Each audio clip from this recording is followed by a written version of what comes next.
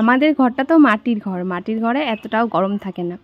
আসলে এরকমটা নয় যে মাটির ঘরে গরম থাকে না, হ্যাঁ মাটির ঘর খুবই ঠান্ডা যদি পুরোটাই মাটির ঘর হয়। আর আমাদের কিন্তু 4-5টা টিন, উপরেও টিন, আমাদের বাড়িটা যত কিছু আছে সমস্ত কিছুই টিন দিয়ে, আর গোটা বাড়িটাও আমাদের টিন দিয়েই ঘেরা। তার মানে কতটা গরম। আর আমাদের গাছ মানে ঘরের উপর একটাও গাছ নেই, পুরো তাপটা ডাইরেক্টলি ঘরে এসে পড়ে। আমাদের ঘরে কিন্তু সিলিং দেওয়াও নেই, তাহলে ভাবতে পারছো ঘরে কতটা পরিমাণে গরম। হ্যাঁ এরকমই একজন কমেন্ট করেছে যে তোমাদের তো মাটির ঘর, এত গরম কেন? আমাদের মাটির ঘর ঠিকই, কিন্তু আমাদের ঘরটা চারপাশে টিন, আর উপর থেকে যেহেতু গরমটা লাগে তো প্রচণ্ড গরম। আর টিনের ঘরে কিন্তু দুপুরবেলা ফ্যান চালানো একদমই যায় না, ফ্যানের হাওয়াটা এতটাই গরম লাগে, এতটাই গরম লাগে, যাদের আছে তারাই হয়তো বা জানবে। গুড মর্নিং তোমাদের সবাইকে, কেমন আছো তোমরা? আশা করছি সবাই অনেক ভালো আছো, আমি অনেক ভালো আছি। সকালের দিকে অনেক কাজকর্ম করেছি, সবটাই তো আর ভিডিও করা সম্ভব না, তাই যতটুকু করা যায় ততটুকুই কিন্তু তোমাদের সঙ্গে শেয়ার করি। তাই হয়তো তোমরা ভাবো যে এত গরম গরম কেন করি, কিন্তু না, আমাদের বাড়ির কিন্তু 4-5টা টিন দিয়ে ঘেরা, আমাদের প্রত্যেকটা ঘর টিনের। আর মাটিতে যেটা আর কি মাটি মেঝেটা, সেটা তো ঠান্ডা লাগে, কিন্তু উপরে ফ্যান চালিয়ে কিন্তু একদমই থাকা যায় না। এই ঘরটা যেরকম ঠান্ডা, নিচে মাটি, উপরে অ্যাডভান্সের টিন দেওয়া আছে, মাটির যে টিনগুলো হয়, যার জন্য একটু ঠান্ডা আছে। তো চলো শোয়ার ঘরটা তো গুছিয়ে নিয়ে এসেছি, এখন এই তো রান্নাঘরে গ্যাস ট্যাস পরিষ্কার করে এখন ঘরটা মুছে নিচ্ছি। ঘরটা মুছে বের করব, বাইরে যা সমস্ত কাজ আছে সেগুলো করে নেব। গরমের মধ্যে তো জানোই যে যত তাড়াতাড়ি পারে উঠে সমস্ত কাজ করে নেয়, কারণ এত গরম দুপুরবেলা সত্যি কথা থাকাই যায় না, এত গরম। তো গরমের মধ্যে কিন্তু আমাদের রান্না হয় না, আমাদের রান্না রাতেই হয়ে যায়। আর এই দেখো বাসনের গাদা নিয়ে বসেছি, এখানে এত বাসন আছে কি বলবো। আজকে আমার অনেক বাসন হয়েছিল, মানে 2 গামলা বাসন হয়েছে, এত পরিমাণে বাসন। আর গরমের মধ্যে না সবসময় বাসন মাজতে ইচ্ছে করে না, মানে আমাদের যেহেতু বাসন একবারে মাজা হয় তাই এত পরিমাণে বাসনগুলো হয়। তো যখন আমরা খাই আর কি, তখনের জিনিসগুলো তখন মাজলে এতটাও বাসন হয় না, কম হয়, কিন্তু আমরা রেখে দিই। আর আমাদের উপরে বাসন মাজা যা যাবতীয় জিনিস লাগে সমস্ত কিছু আবার ঘর থেকে আনতে হয়, তার কারণে বারবার একটা করে বাসন মাজবো আবার আনবো, সেই কারণে আর সবসময় বাসন মাজা হয়ে ওঠে না। তাই একবারে বাসন মাজি বলে এত বাসন হয়েছে। আজকে একটু অতিরিক্তই বাসন হয়েছে, সেটা আমিও বুঝতে পারছি, তার কারণ এতটাও সময় লাগে না আমার 30 মিনিটের মধ্যে বাসন মাজা ধোয়া সমস্ত কিছু হয়ে যায়। আজকে একটু মনে হয় বেশি সময় লেগেছে। আর তোমরাও হয়তো বাসনের পরিমাণটা দেখে বুঝতে পারছো যে কতগুলো বাসন। আর আমাদের বাড়িতে যারা আসে তারাও দেখে বলে যে এত বাসন হয় কি করে, বা 2টো মানুষ খাস তোরা, এত বাসন এটো হয় কি করে, বা এত বাসন রাখারই বা কী দরকার, কিছু বাসন তুলে রাখলেই তো হয়, এরকম করে আর কি অনেকেই বলে। তো যে যেখানে থাকে সেই পরিস্থিতিটা অনুভব করতে পারে, আর সেটা সে বুঝতে পারে, যেরকমটা ঠিক আমাদের ক্ষেত্রে হয়। তো আমাদের বাড়িতেও আত্মীয় স্বজন আসলে এটাই বলে, কিছু বাসন তুলে রাখলেই তো হয়। হ্যাঁ আমাদের তো তোলা বাসন আছে, এক গামলা তোলা বাসন আছে, কিন্তু এগুলো তো আমাদের রোজকার যে বাসন লাগে ব্যবহার হয় সেই বাসনগুলো।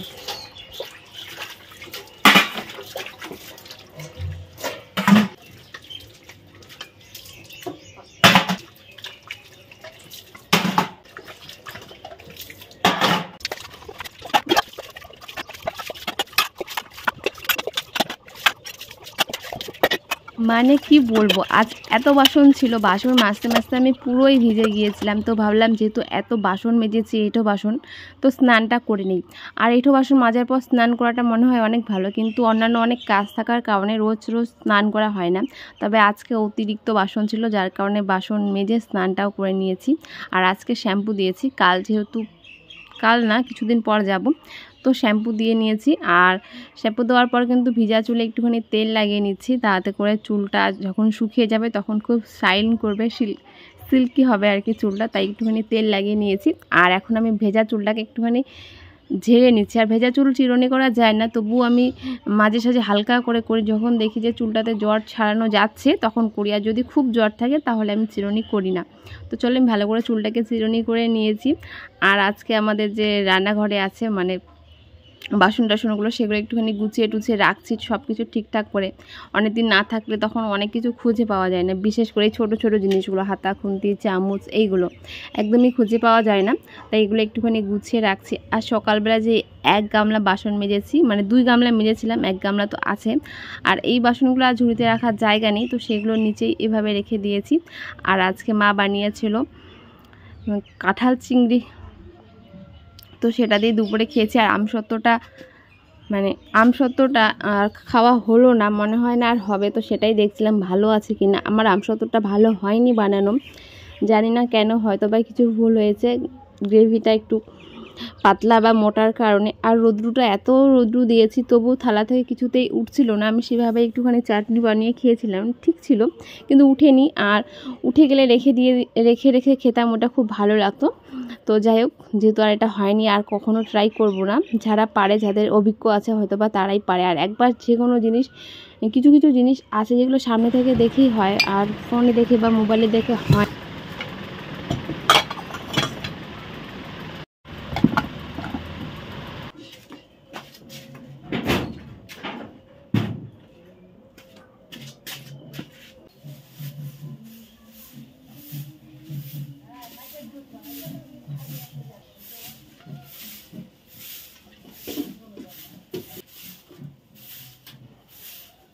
এত খা গরমে আর আমাদের ঘরটা শুকিয়ে পুরো কাঠ হয়েছে, আর বলে আমাদের ঘরে নাকি গরম নেই।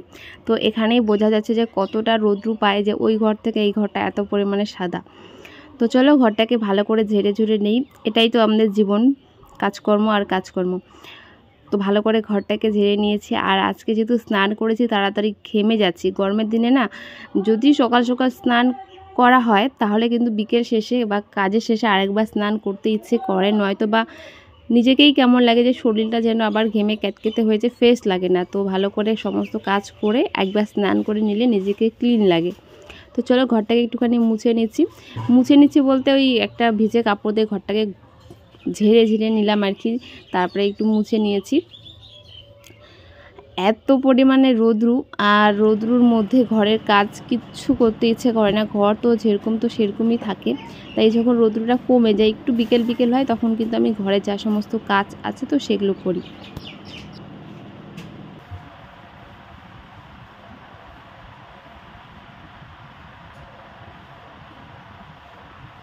টুকিটাকি কাজগুলো করে নেওয়ার পর তারপরে রাতের বেলা একটুখানি চা বানিয়েছিলাম, চা খাওয়া দাওয়ার পর শুয়েছিলাম, মানে একটু রেস্ট নিচ্ছিলাম।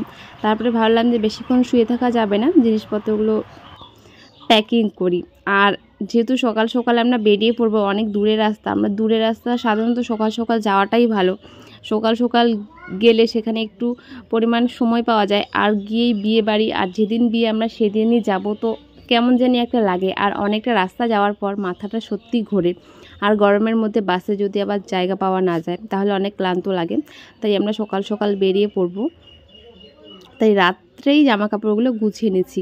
আমি আমার কী নিব সেগুলো আমি নিয়ে নিচ্ছি। আর যেহেতু পরপর 2টো বিয়ে আছে, মানে একটা আমার পিসির বিয়ে, একটা কাকুর বিয়ে, একই পাড়ার মধ্যে একটু দূরে, তো জায়গাটা একই, তো সেখানে তাই একটু জামা কাপড়ের পরিমাণটাও বেশি হয়েছিল।